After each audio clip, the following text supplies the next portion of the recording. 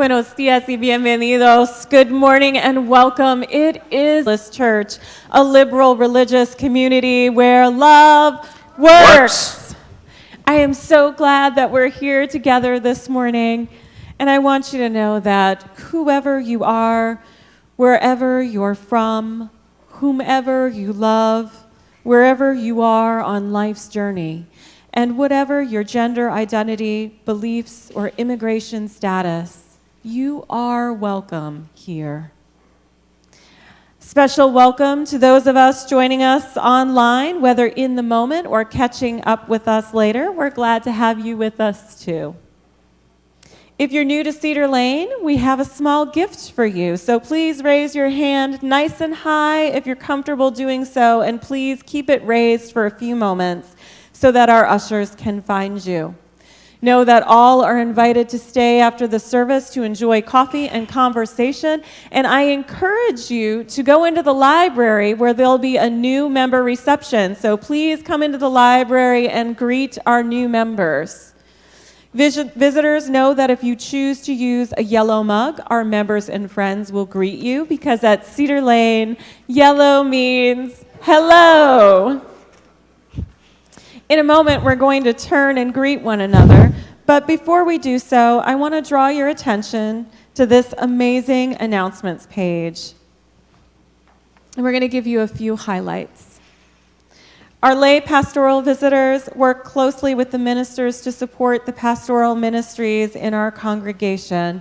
Know that if you have a pastoral need or concern today, Betsy Binks, who's just now at the Joys and Sorrows Candles, will be available just outside the library after service. So you can meet with Betsy either on your way in to say hello to the new members or on your way out. Thank you, Katie. Good morning. This evening at 7:30, we're going to be having our monthly evening forum, and we will be hearing from Harun Mogul, who is the author of How to Be a Muslim, an American Story, which is published by our own Beacon Press, the Unitarian Universalist Association's publication wing. It's a powerful, moving, and inspiring memoir about growing up Muslim in this country. So I hope you will join us this evening at 7:30. And we also will have some of Harun's books available for sale if you're interested to pick up a copy. The National Interfaith Clergy Witness at the National Rifle Association will be happening this Thursday, December 14th at 10 a.m. I believe we are shuttling from 9:15 from UU Fairfax over to the site. This is a call for not just clergy, but people of faith to come together to demonstrate the need to counteract the power of the NRA and gun lobbyists. What we're hoping for is to create a space that is sacred and holy as we remember the victims of Sandy Hook and all who've suffered the horrors of gun violence. It'll be a time of worship from many different traditions to bring forth messages of love, of neighbor, and our mutual responsibility to each other to pass laws that limit the possibilities of destruction of lives, families, and communities through the use of firearms. We hope you'll join us.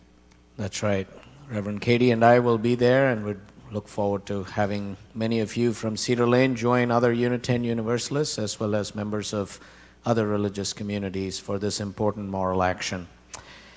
And next Saturday at 7 p.m., if you have been wondering about how to address and reconcile this midwinter dilemma that we find ourselves in every year in terms of which holiday to acknowledge and celebrate, well, we'll have a chance to celebrate all of them, with the DC Labor Chorus providing some inspiring sacred and secular songs for the season, as well as some readings and prayers and meditation offered by Reverend Katie, Rabbi Jeremy Kreidel, who serves Mahar, the Congregation for Humanistic Judaism that meets here at Cedar Lane, as well as yours truly. So we look forward to welcoming you at the Spirit Experience Holidays and Holy Days. And now, friends, let us, as you feel moved, turn and greet your neighbor in the front, back, left, right, especially our guests. Hello, neighbor. Hello again, neighbor.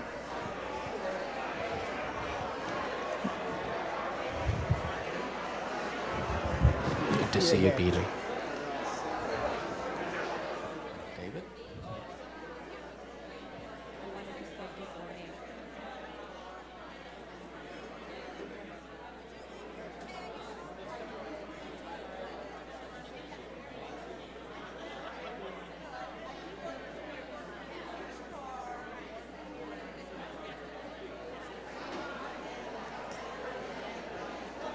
Let us center ourselves in the holy quiet of this hour. Let us center ourselves in the holy quiet of this hour with these words from the Reverend Sunshine Jeremiah Wolf. This is a congregation that gathers in faith, not faith in one religion or one God or any one way. We gather in faith, in the power of diversity, in the power of love, and in the hope of a world transformed by our care. We gather in faith in ourselves and those around us, not a faith that requires perfection of rightness in one another. Rather, a faith that in our shared imperfection we may learn to stumble and fall together. Faith that we will help one another to rise and to try again and again as we journey toward wholeness. We are Unitarian Universalists. Come, let us worship together.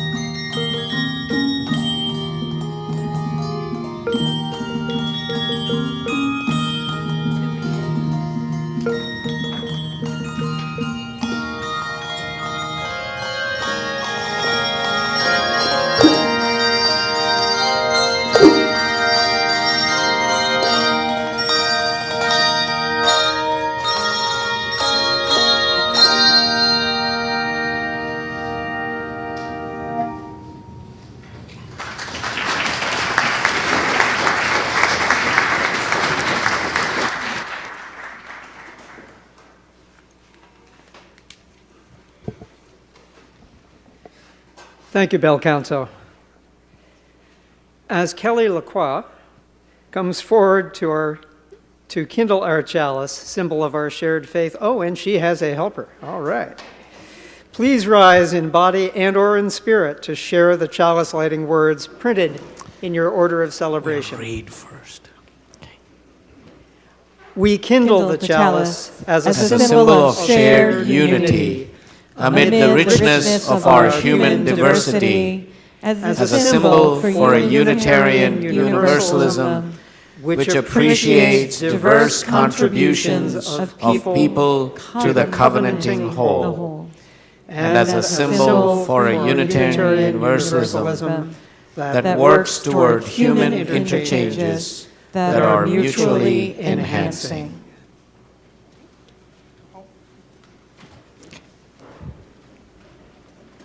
Please remain as you are. Thank you.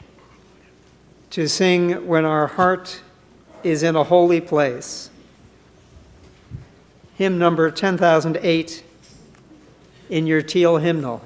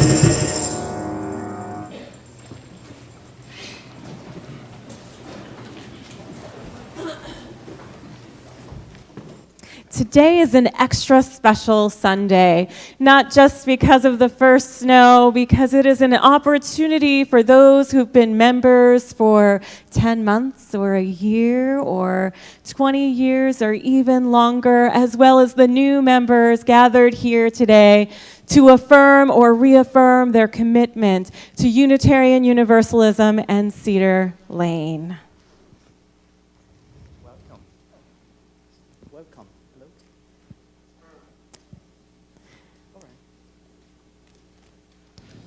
There we go. Yeah. Go ahead.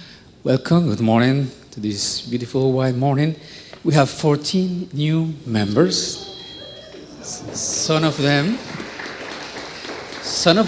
familiar faces. They're been coming here for years, months, and some of them just, step in and sign the book right now.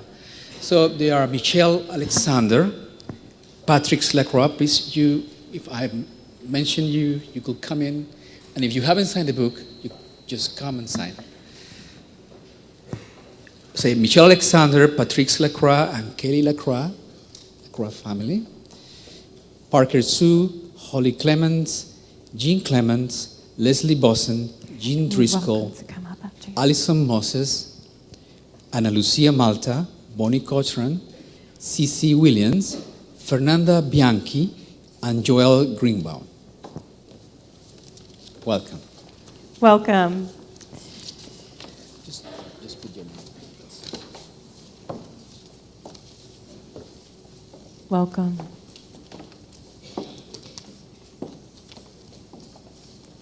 Vicki Strella is going to share a few words with us about our new members.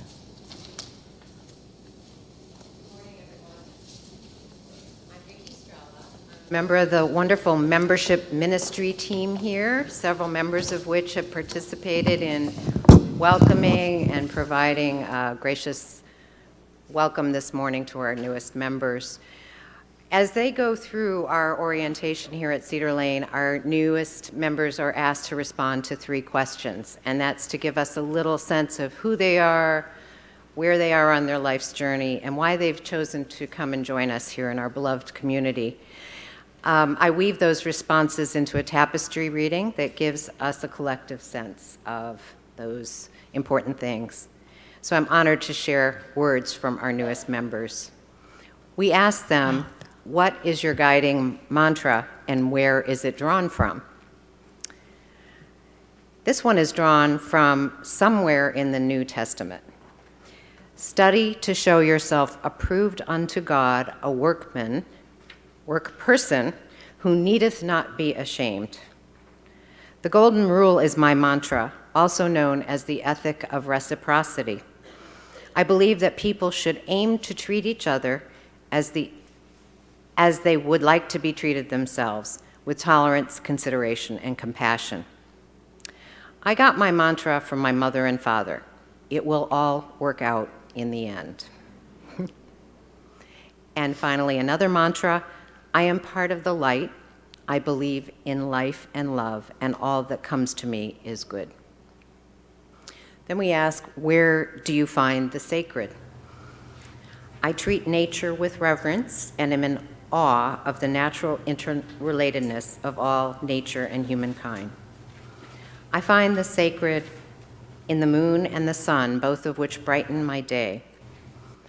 The sacred is in the smell of a flower, in the smile of a child, in the heat of the sun, or the freshness of the wind. I am awed by the visual arts, interactions with other people, teaching and learning, completion of a task or project by myself or others. The sacred is in all that is love. And finally, we ask, what most inspires you about joining Cedar Lane? The variety of the services, the combination of the current and the spiritual. Associating with others to work toward important shared goals and social justice efforts. The way my mind and soul are nurtured by the true spiritual tone and inviting quality of the worship services. I want to become part of Cedar Lane because I believe salvation is for everyone who believes in life and love. I have been coming to Cedar Lane for a long time because the quest for social justice is my driving force. It is a place where I can share ideas and invite people to shed their preconceived notions or misconceptions about people of color. Welcome, all of you. Wherever you are on your life's journey, you've come to a good place. I just want to remind you all of Reverend Katie's invitation to join us in the library to individually greet our new members and share some refreshments with us after the service. Thank you. Before we say the words of our covenanting process together, let's hear some words from the Reverend Dr. John Wolfe, who said it best when he stated that people choose to become members of Unitarian Universalist congregations because it's a place where children can learn that religion is for comfort, joy, gratitude, and love. It is a place where walls between peoples are torn down rather than built up. It's more concerned with human beings than dogma. It searches for the holy rather than dwelling upon the depraved.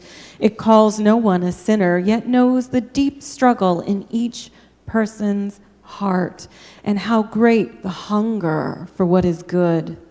It calls us to worship what is truly worthy of our sacrifice. Wolf continues, there's only one reason for joining a UU church: to support it.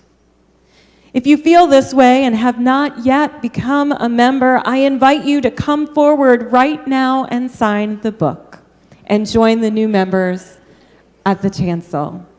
So if you feel called, you are invited to come forward and sign the book. If you don't like crowds, you can come see Roger later, and you're welcome to sign the book. And if you're planning on seeing Roger after service to sign the book, I invite you to read the new member affirmation at the same time that our new members will read it. Roger Santo Domingo is going to lead that portion, and Gail Riley will then lead the congregational affirmation. Yes, so please, new members, read with me or together the new members affirmation. As new members, we accept the responsibilities and freedoms associated with membership in a Unitarian Universalist congregation, to commit to support this religious community with our time, gift, and substance, and to join the members of Cedar Lane Unitarian Universalist Church in a common quest for religious and spiritual understanding, and for the common purpose of leading reverent and compassionate life. Now I'd like to ask the congregation to join me, please, in the congregational affirmation, welcoming these new members. We bid you welcome as you come with anticipation and joy. We hope that you will find here room to grow and flourish in mind, body, and spirit. We accept you into our community as companions in the spiritual journey.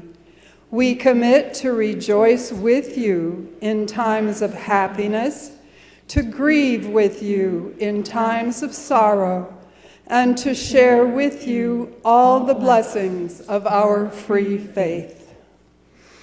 As we now journey from being individual units to being members of a covenanted religious community woven together in the fabric of our diversity, I invite us to share together in unison these words from our Unitarian forebear, Theodore Parker. Be ours a religion which like sunshine goes everywhere. Its temple, all space. Its shrine, the good heart. Its creed, all truth. Its ritual, works of love. Its profession of faith, divine living. Welcome. Welcome.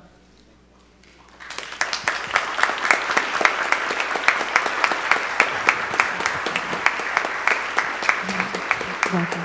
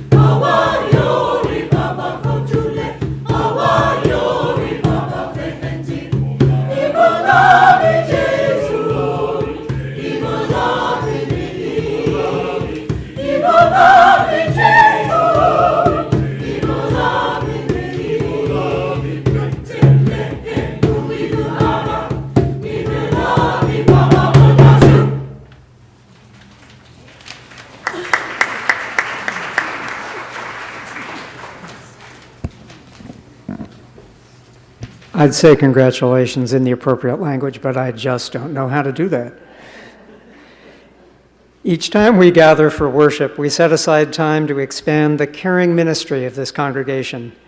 We gather not for our needs alone, but to bear witness to the joys, sorrows, and milestones that unfold in all of our lives, and to serve as companions to one another throughout these profound journeys of faith. We gather to build the beloved community, where all souls are welcome and lives are rendered whole and reconciled. Our hearts are with those for whom parenting is a primary spiritual practice. We hold in our circle of caring those who live with grief or chronic pain, with illnesses seen and unseen, with mental illness or addiction, those who have suffered abuse, and those who care for family members in ill health. We hold in our hearts and prayers Ellis and Emily Holden Reed. Emily's chemotherapy is continuing through this month of December. We expect that she'll be able to be home for the holidays.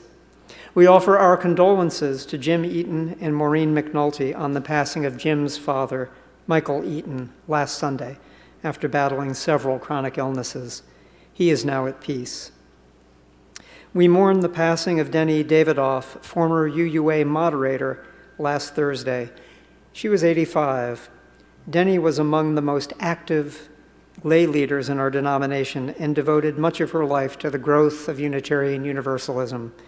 She will be deeply missed.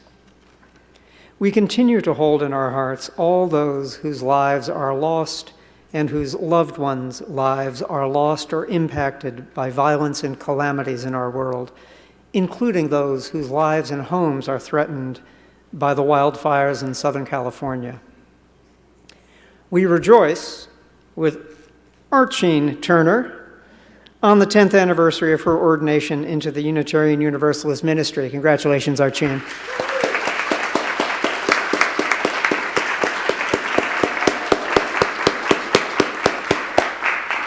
Go, Rev, go.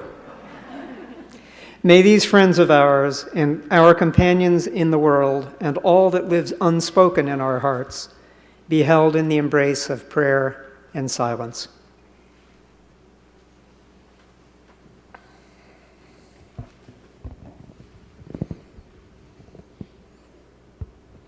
Please join me in the spirit of prayer and meditation. Spirit of life and of love, God of many names, God beyond naming, we lift up this morning our deep gratitude for the strength that comes with the diversity of this community, for the different stories, traditions, and beliefs that come together each Sunday in this sanctuary. We lift up our gratitude for a faith that creates space for a God that goes by many names and that goes by none. We lift up our gratitude for this beautiful home where we can explore that faith, question our past, and change our minds. We are thankful this morning for the knowledge that there are many paths leading toward a divine mystery that might lie always beyond our understanding, but that draws us forward on a journey of great challenge and great reward. Spirit of life and of love, this morning we renew our commitment to curiosity and our celebration of wonder. To wonder not only what lies ahead, but to wonder what might be learned from those who walk a different path and who see the horizon from a different angle. We ask for continuing strength on this journey. We ask for the gift of an open mind and an open heart. And we say with gratitude for all that is yet to be learned, Amen. During the silence that follows, those grieving a loss or commemorating the anniversary of the loss of a loved one are invited to rise in mourning and memory until the hymn. Let us enter the silence together.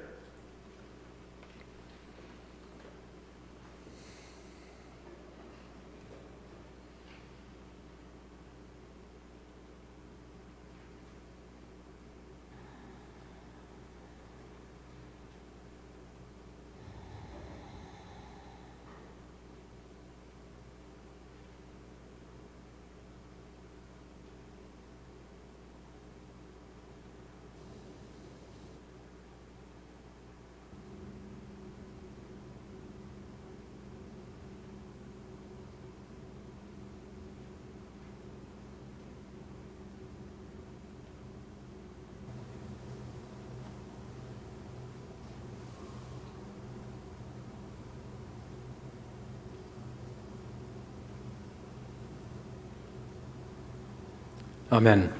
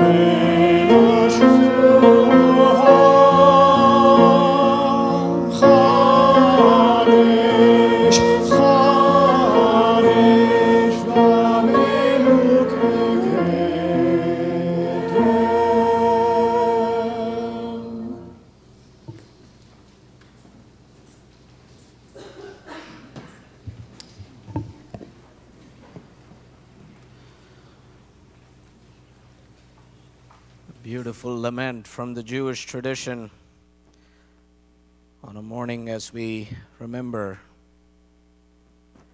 the spirit of Denny Davidoff,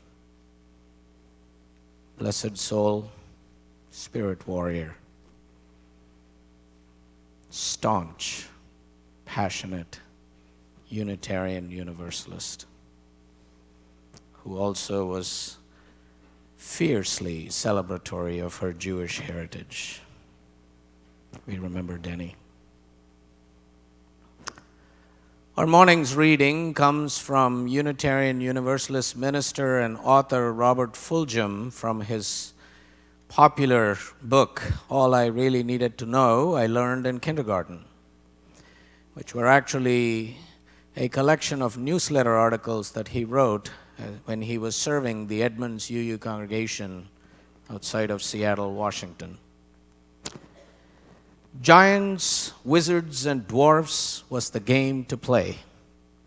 Being left in charge of about 80 children, 7 to 10 years old, while their parents were off doing parenty things, I mustered my troops in the church social hall and explained the game.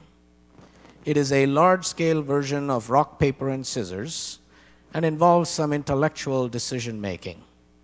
But the real purpose of the game is to make a lot of noise and run around chasing people until nobody knows which side you're on or who won.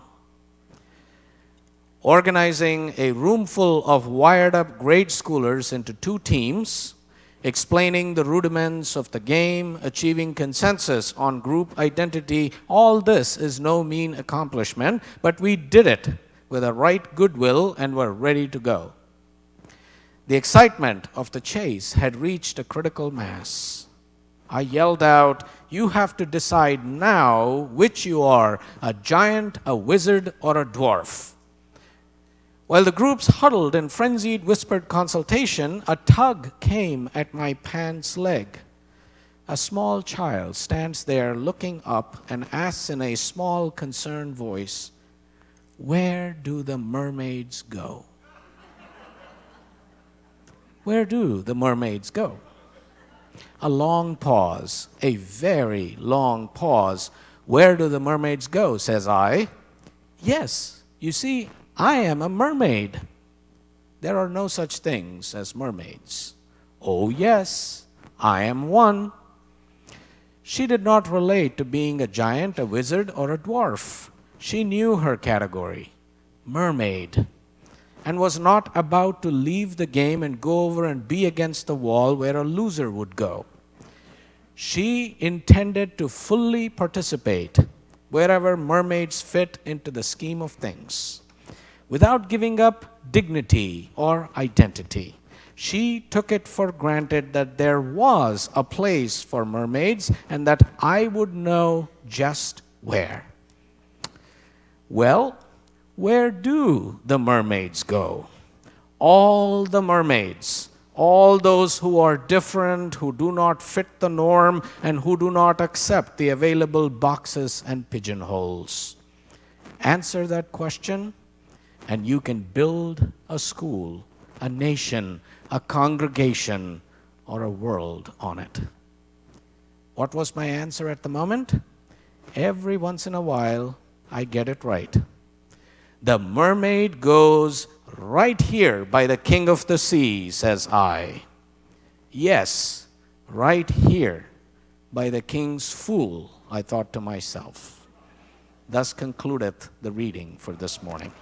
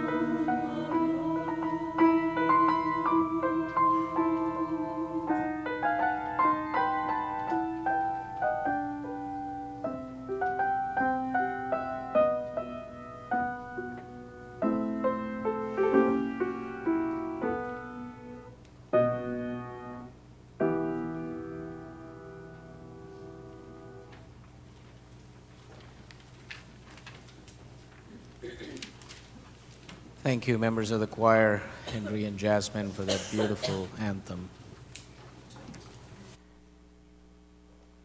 auction sermons tend to be both challenging and engaging at the same time. While I do enjoy receiving sermon topics from church members, the pressure of trying to meet someone's expectation is quite daunting.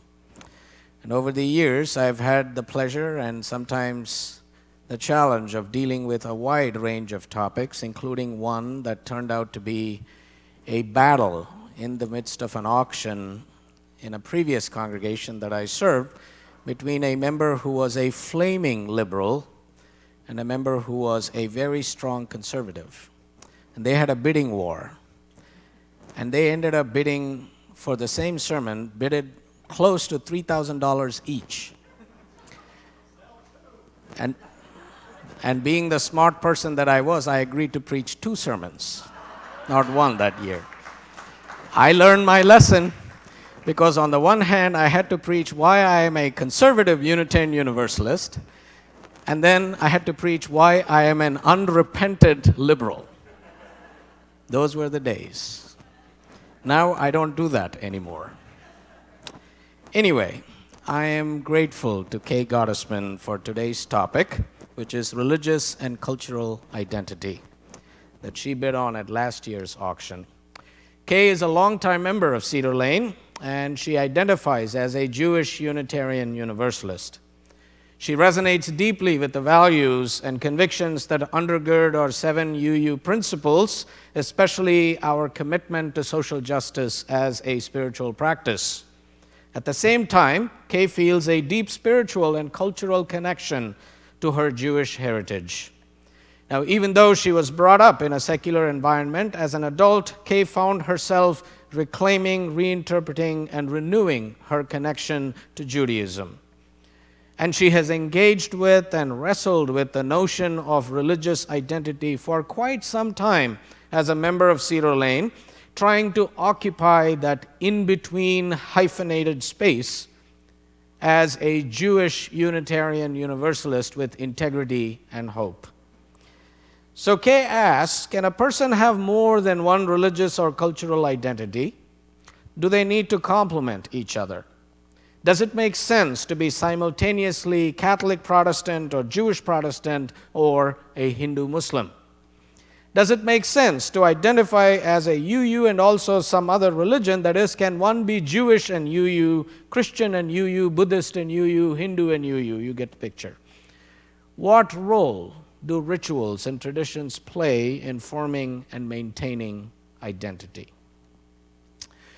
Well, I feel this is a good time of the year to be focusing on identity as we celebrate and honor the various festivals of light, peace, and hope, both inner and outer, Advent or Hanukkah or the Buddha's Enlightenment, Solstice, Christmas, Santa Lucia, which we had earlier this morning, or Kwanzaa. It's a good theme also to focus as we welcome new members to our religious community. And it's also a good theme to focus in a world infected by visceral fears of the other, the stranger, the immigrant.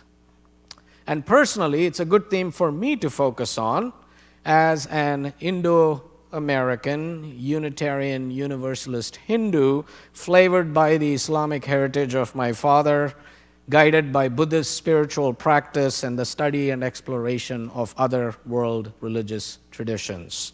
In other words, as a religious hybrid, a theological crossbreed, and a spiritual mutt. That's me.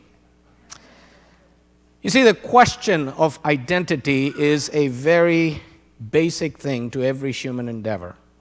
In a fundamental sense, culture is about identity or self in relationship or community. And community as a web, an interconnected web of relationships, surrounds self as a context. And context is culture, an interpretive community. Wittgenstein used the term thought circle to describe communities that we use for the social construction of reality. The self as a person is both being and acting in the world.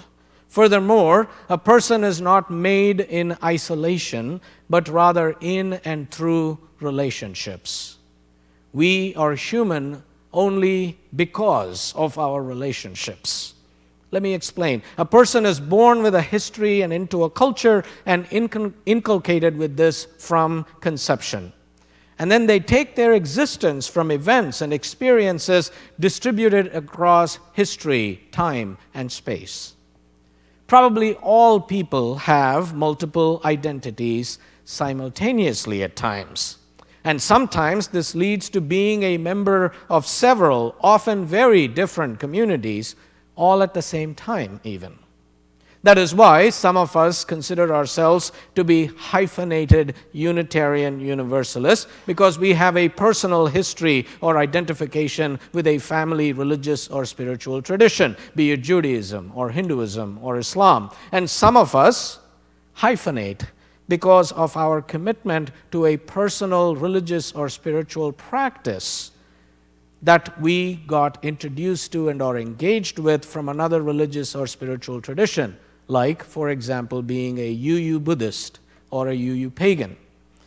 Now, that hyphen is not empty space. It is not a vacuum. It is space that gives meaning, depth, context to both parts or the many parts of our identity. I recently read an article in a philosophy journal which used the question, but would that still be me? To explore the idea of race, gender, and ethnicity as sources of ethical identity. The author, Kwame Anthony Appiah, uses ethics and ethical in several ways in his essay. He alludes to the ethical project of composing one's life. I love that. The ethical project of composing one's life, where ignoring social reality is a form of self-deception. The description of identity as ethical, suggesting the possibility of moral choices, seems intuitively correct to me. And I think that's what we are all about here at Cedar Lane. That is, we try to nurture and support the cultivation of an ethical identity that honors the whole and not just the sum of its parts, the mermaids as well as the giants, the wizards, and the dwarfs. So those of us who are odd ducks or mermaids choose Unitarian Universalism as our faith home, foremost because it pitches a wide theological tent. We choose it because it promotes a theology and worldview that is open and welcoming to people regardless of belief, race, nationality, ethnicity, sexual orientation, gender identity, immigration status, or political affiliation. Because it is a faith with theological crossbreeds, cultural mutts, and religious hybrids who can struggle and connect in the hyphenated space between perspectives, worldviews, cultures, orientations. Because it is a faith where being a mutt or a mongrel is not an awful place of last resort, but an intentional first choice. I choose to be a part of Unitarian Universalism because it helped me to go deeper into my Hindu background and beliefs, because it helped me reclaim my Muslim heritage and to appreciate the spiritual richness and depth of the Christian and Jewish traditions without having to give up my core Hindu identity. It actually helps me really lift up an important principle in the Hindu tradition as is enunciated in the Rig Veda. Ekam sat vipra bahuda vadanti. Truth is one. People call it by many names. It has also been incredibly liberating to reinterpret my Hindu faith in the context of my Unitarian Universalist values and convictions and be called to live out those values and convictions in the world. In short, my Unitarian Universalism helps me be a better Hindu, a better human being. Now, just because our pluralistic theology welcomes cultural mutts and religious hybrids and theological crossbreeds does not mean that Unitarian Universalism is somehow the religious equivalent of the humane society. That kind of makes us look like a temporary shelter than a safe haven. Nor is it a comfy homestead either, because many of us struggle to belong in this faith community, as people of color, as women, as gay, lesbian, bisexual, transgender, queer, questioning people, as people with disabilities, as Republicans, as Christian theists, pagans, atheists, secular humanists, Hindus, Jews, Muslims, and Buddhists. We all struggle to belong in this faith. We struggle to belong because sometimes it is difficult to feel nurtured by an aspiration rather than a reality. And many of us find ourselves feeling a deep commitment to this vibrant, engaging, pluralistic, and multicultural promise of our faith, while coming to terms at the same time with the frustration about our current reality of being a predominantly Euro-American Protestant movement. Yet, we keep showing up. We refuse to leave. Sometimes, like a bad penny, we keep showing up. We keep showing up even when it is uncomfortable, even through doubt and ambivalence. Why? Because sometimes the struggle to belong is in itself an integral part of the journey to belonging.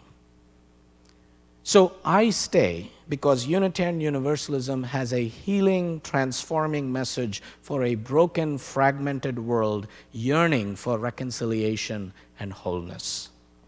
I stay because Unitarian Universalism is committed to working through race and class, homophobia and transphobia, sexism and ableism, fear of the stranger and the other, though we have much to learn and far, far to go.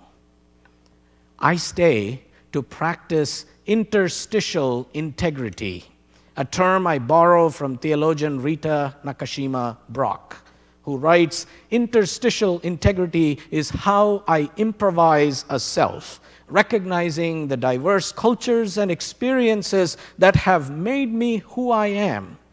It is how I mix a life together from myriads of ingredients." End of quote. So this faith gives me the strength to live honestly among the various interstices of my life, to take responsibility for the ambiguities of my pluralistic identity while seeking common ground with others, while seeking to understand and learn from the religious and spiritual journeys of others, to witness at times the holy as experienced by the other. But trying to live a life affirming a plurality of identities can be a countercultural process. Because our culture tends to prefer its citizens, and they are citizens, to be pure racial types and monolingual people who can be categorized easily as Christian or Jew, citizen or alien, friend or foe, elect or damned, patriot or terrorist. It often seems to label people as one of us or one of them. No hyphens allowed. In fact, many of the conflicts and barbarities that we find around and in the world today are sustained through the illusion of a unique and choiceless identity or a restoration myth. As the Nobel Prize-winning economist Amartya Sen points out, the art of constructing hatred takes the form of invoking the magical power of some allegedly predominant identity that drowns other affiliations and in a conveniently bellicose form can also overpower any human sympathy or natural kindness that we may normally have. The result can be homespun elemental violence or globally artful terrorism. The hope of harmony, he continues, in the contemporary world lies to a great extent in a clearer understanding of the pluralities of human identity and in the appreciation that they cut across each other and work against a sharp separation along one single hardened line of impenetrable division. We have to see, he concludes, that we have many distinct affiliations and can interact with each other in a great many different ways. There is room for us to decide on our priorities. End of quote. So, Amartya Sen is calling us to be mature enough to make reasonable choices about who we are, and not to settle for simplistic caricatures, but to come to know ourselves and others as complex and fully realized human beings. Restoration myths or illusions of a singular identity tend to suck the life force out of society. They create an ethnocentric morality that obliges people to take care only of their own, if that. They create sacred societies instead of holy communities. The late Darrell Fashing, who was a professor of religion at the University of South Florida, clarifies the difference between the two. He writes, "In a sacred society, all who are the same, fitting the description of an ideal type, are considered human, and all who are different, all who are aliens and strangers, are taken to be less than human. In contrast," he continues, "a holy community is founded on the hospitality to the very strangers that a sacred society rejects. It has no sacred center because its center and sense of identity lie outside itself, in the stranger." So I'd like to submit to you that the center of Unitarian Universalism lies outside of itself, in difference rather than in sameness. Our good news affirms that God, or holy, or the universe prefers the pluralism of a world of strangers to the uniformity of a sacred society. That God, or the universe, loves difference and prefers to be discovered through difference rather than sameness, entering our lives through the presence of the stranger. We are called to create holy communities where strangers, mermaids, are not only welcome, but where all are enjoined to do the work of healing and transformation by wrestling with the strangers within ourselves. Now, in the book of Genesis, an important struggle yielded not a curse, but a blessing. The whole world spoke the same language using the same words. When the people built a tower with its top in the sky, the Lord confused the speech and scattered them all over the earth, so that not one understood the other. The story of Babel, I submit, gave us the gift of diversity. A world of strangers called to be in right relationship with one another, striving with humility and compassion to learn one another's new languages and creating holy communities. The hope of peaceful coexistence lies in recognizing many kinds of hyphens that express our diverse affiliations as common inhabitants of a wide world, sort of like the cosmic crew of Starship Enterprise. For those of you Trekkies. Because we're not just passengers cloistered in cabins on the spaceship Earth. As Herbert Marshall McLuhan has said, we are all crew. Here at Cedar Lane, we know from experience that we grow spiritually when we dare to cross color and culture, when we welcome our neighbor, when we listen in reverence to each other's stories. We will grow spiritually, theologically, when we do the same in exploring our theological diversity with curiosity and wonder and humility. So let me close with a poem by poet and activist and educator Bell Hooks, Skin Again.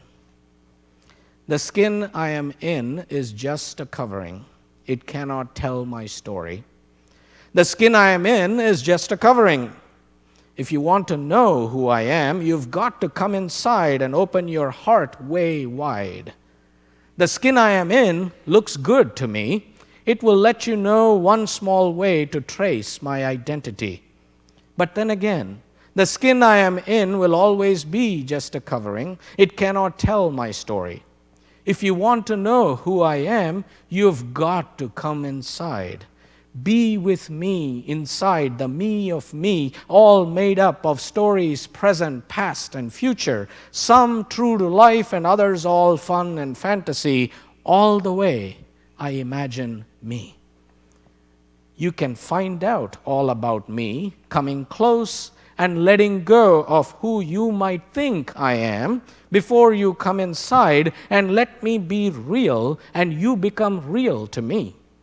All real then, in that place where skin again is one small way to see me, but not real enough to be all the me of me or the you of you. For we are all inside made up of real history, real dreams, and the stuff of all we hope for when we can be all real together on the inside. When we can be all real together on the inside. May it be so.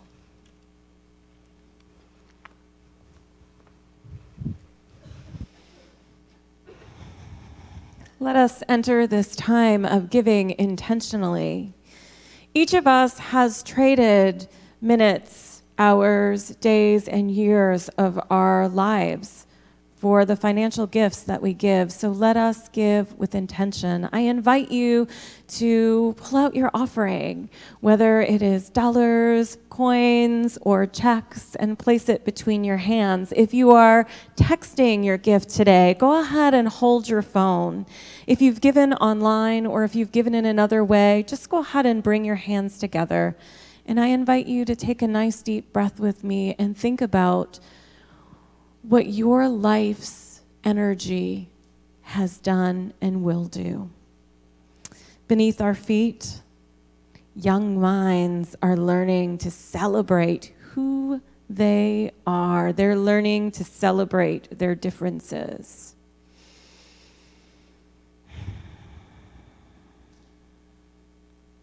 Your life energy created a space so more than 750 interfaith people could gather to choose love over hate.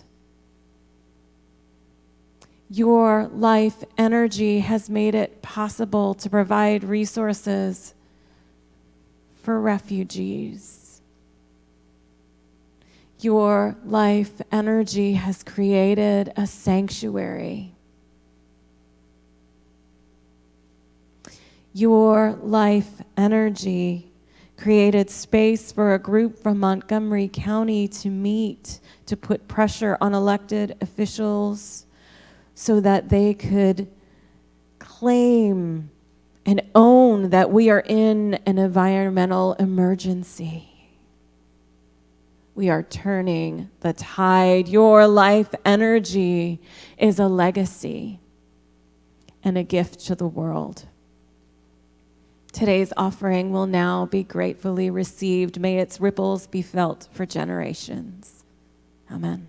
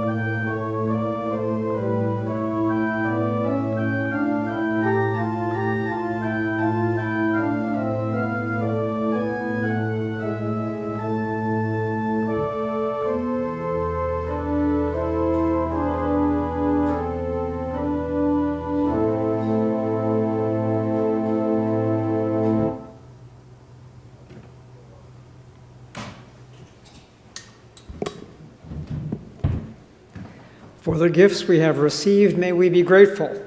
May we be committed to using those gifts to share with the world, to increase love and justice, expand beloved community, and do what the Spirit says to do.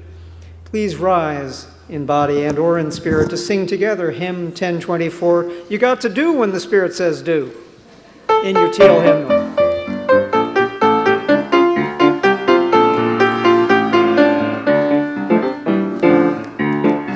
You got to do when the Spirit says do. You got to do when the Spirit says do.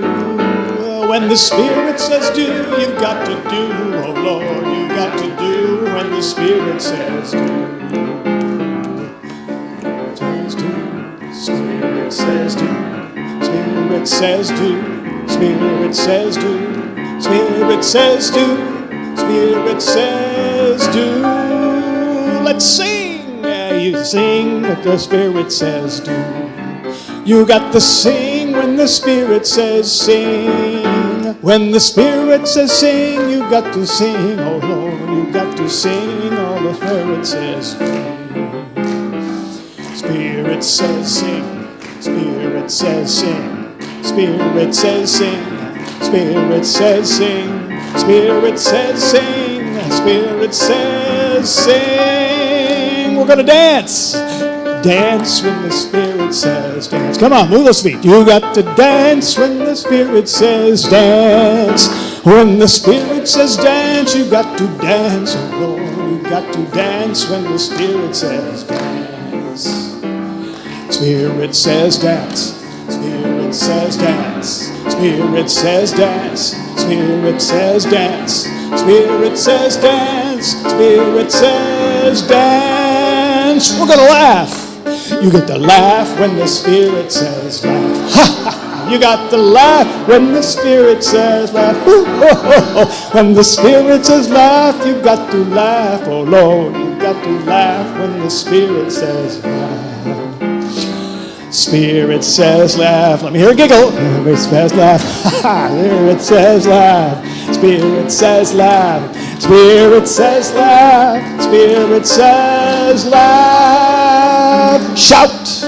You got to shout when the Spirit says shout.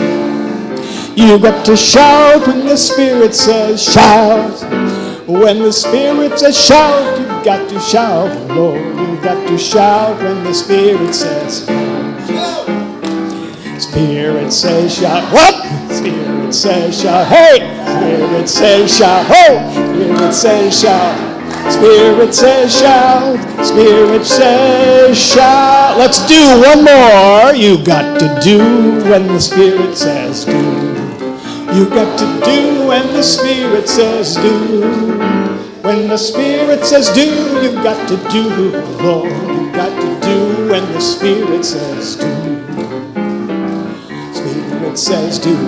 Spirit says do. Spirit says do. Spirit says do. Spirit says do. Spirit says do. Spirit says do.